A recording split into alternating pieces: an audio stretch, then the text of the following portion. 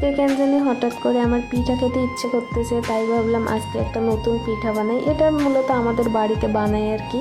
আর আমি দেখছিলাম বানানো, তাই আমিও বানাই ফেললাম। এখানে আমি আদা রসুন মরিচটা বেটে নিছি, গরম পানিতে দিচ্ছি। আজকে কিন্তু আমি চালের আটা দিয়ে বানাবো।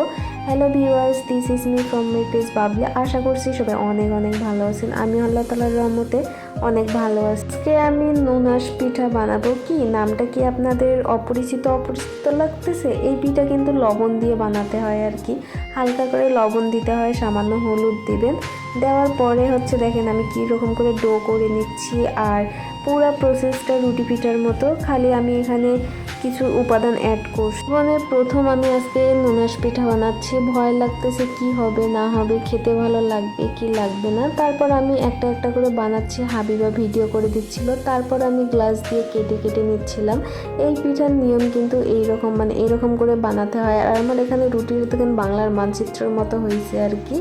যাই হোক, তারপরেও কিন্তু আমি একটা একটা করে অনেকগুলো পিঠা বানাইছি গাইস, দেখেন।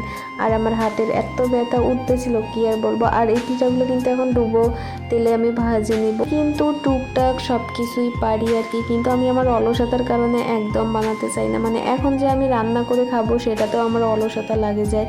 রান্না করতে করতে রাত 12টা 1টা বেজে যায়। তারপর খেয়ে দিয়ে আমি ঘুমাই যাই। মানে একজনের জন্য আর রান্না করতে ইচ্ছা করে না। এই তো আমি পিঠাগুলো এক এক করে ভাজে নিচ্ছিলাম। আর সত্যি কথা বলতে পিঠাগুলো খেতে অনেক মজা লাগতেছিল। আপনারা কারা কারা নুনাস পিঠা খাইছেন কমেন্ট করে জানাবেন। যদিও বা এটা আমাদের উত্তরবঙ্গের পিঠা। আর আমার রেসিপিটা কেমন লাগলো সবাই কমেন্ট করে জানাবেন। আর ভালো লাগলে অবশ্যই শেয়ার করবেন। আজকের ভিডিওটা এখানেই শেষ করছি। আল্লাহ হাফেজ।